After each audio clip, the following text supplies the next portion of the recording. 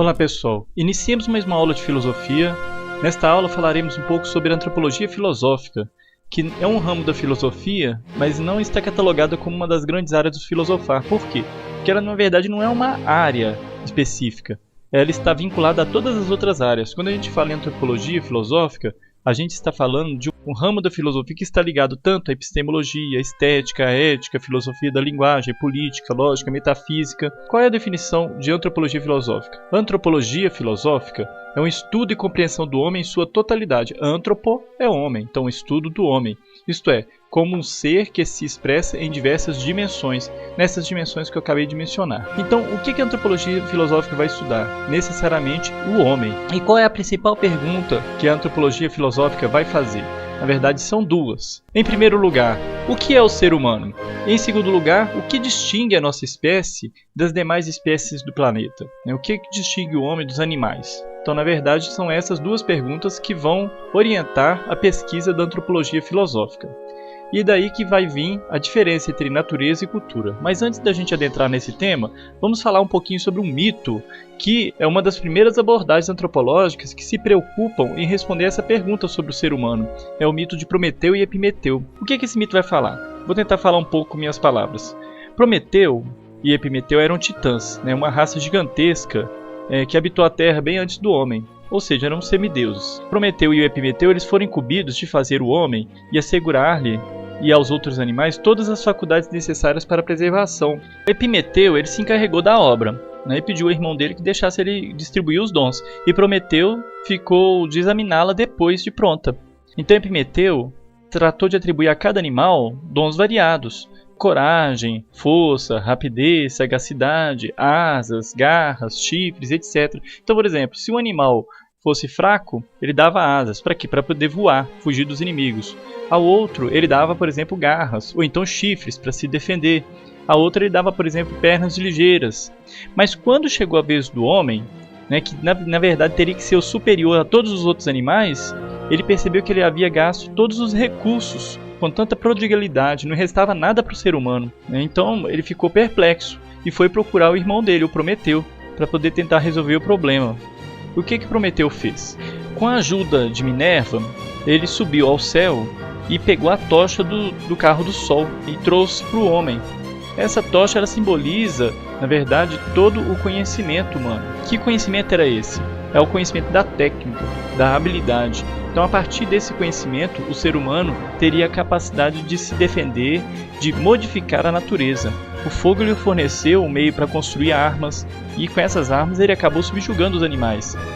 Criou ferramentas para cultivar a terra e sobreviver, e assim por diante. Então, os animais poderiam caçar, ele teria que ter um instrumento para poder utilizar na caça. Também utilizou para aquecer sua morada, para se tornar relativamente independente em relação ao clima, ou seja, ele não precisava de pelos como os animais. E assim, ele sobreviveria no mundo mesmo sem ter os aparatos biológicos que os animais têm.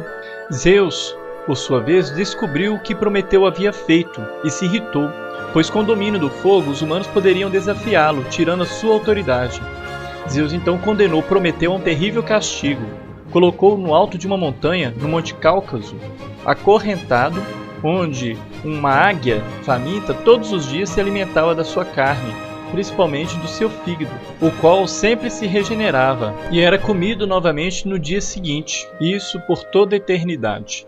O que a gente consegue aprender desse mito? Em primeiro lugar, nós não temos os aparatos biológicos dos animais, mas nós temos o quê? A capacidade, a habilidade de nos ajustar ao meio em que a gente vive. O que é essa capacidade?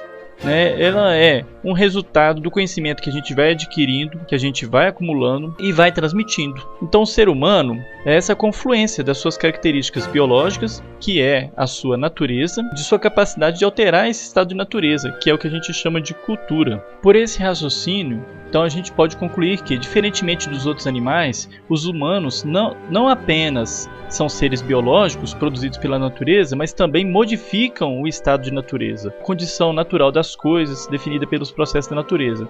Significa que os humanos também são seres culturais, exatamente o que a gente vai falar nessa aula. E o que é um estado de natureza?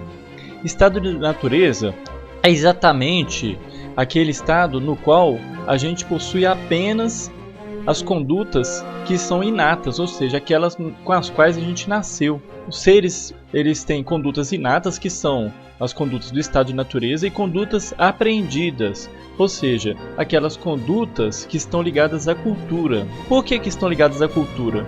Nós vamos falar aqui um pouquinho agora. Nós aprendemos em biologia que boa parte dos comportamentos dos animais ela está vinculada a reflexos e instintos. Nós temos padrões inatos, aqueles que não são aprendidos, como eu falei. O comportamento de inseto ele é praticamente igual ao de qualquer outro da sua espécie. Por exemplo, a abelha. Ela sempre tem um comportamento muito semelhante em qualquer tipo de espécie de abelha. O mesmo ocorre, por exemplo, com a aranha. Ela sempre vai ter centelhas. Mas algumas espécies de animais apresentam, além desses modelos que a gente considera inatos, reações mais flexíveis, imprevisíveis. Por exemplo, a gente tem o caso dos cães, dos gatos, que a gente chama até de personalidade. Muitas pessoas falam, meu cão ele tem personalidade.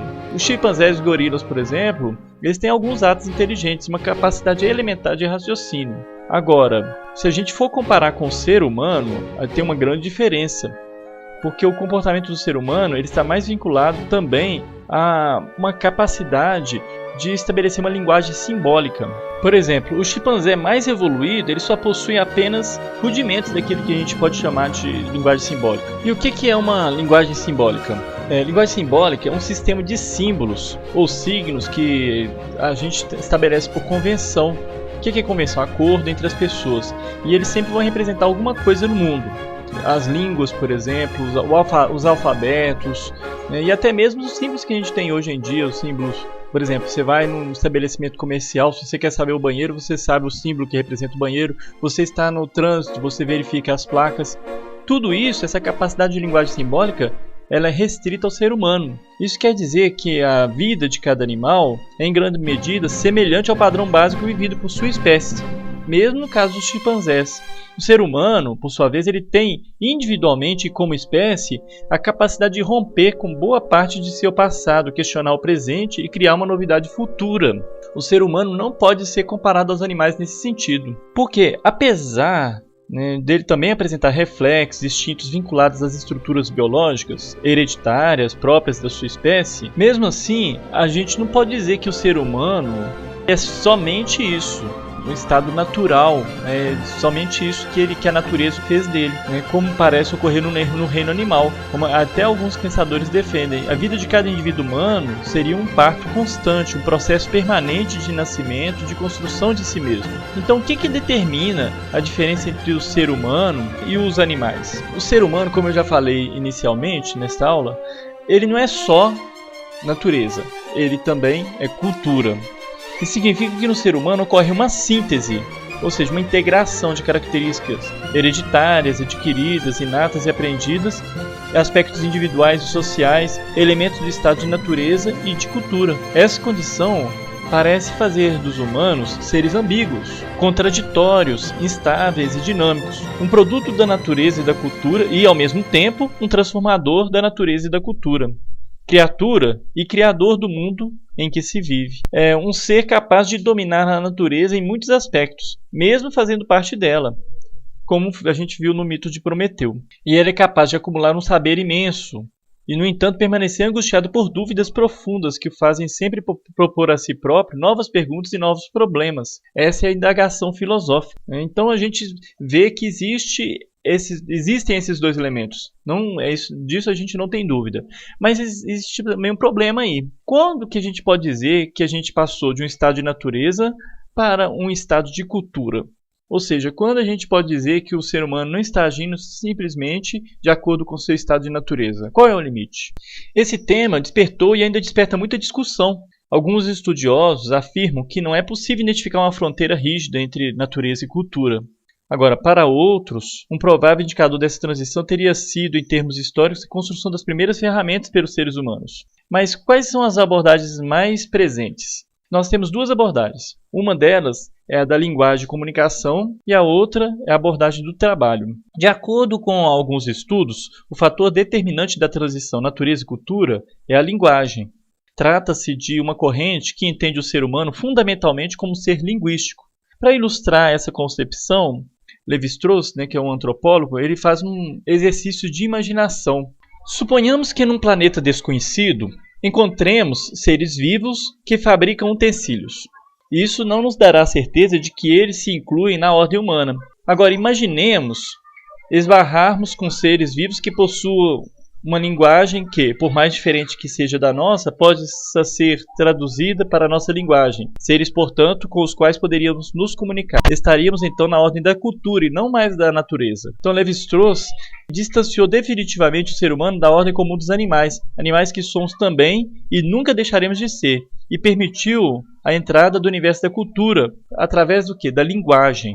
Mais importantes da existência humana, pois é ela que permite o intercâmbio das experiências e aquisições culturais. Como eu falei, inclusive o próprio conhecimento só é difundido através da linguagem. É pela linguagem, por exemplo, que pais e mães comunicam com seus filhos e filhas, não apenas suas experiências pessoais, mas algo mais amplo, as experiências acumuladas e compartilhadas pela sociedade. De modo inverso, é também por meio da linguagem que o conhecimento individual pode incorporar-se ao patrimônio social. Agora, a outra vertente é a vertente que define como um fator diferenciador o trabalho. Essa vertente interpretativa foi fundada por Karl Marx. Entende que o trabalho é que possibilita a distinção entre o ser humano e os animais, portanto, entre cultura e natureza. Segundo essa perspectiva, seria a partir do trabalho que se desenvolveriam todas as outras formas de manifestação humana. Ele vai dizer: pode-se considerar a consciência, a religião e tudo o que se quiser como distinção entre os homens e os animais. Porém, esta distinção só começa a efetivar-se quando os homens iniciam a produção de seus meios de vida. De acordo com essa visão,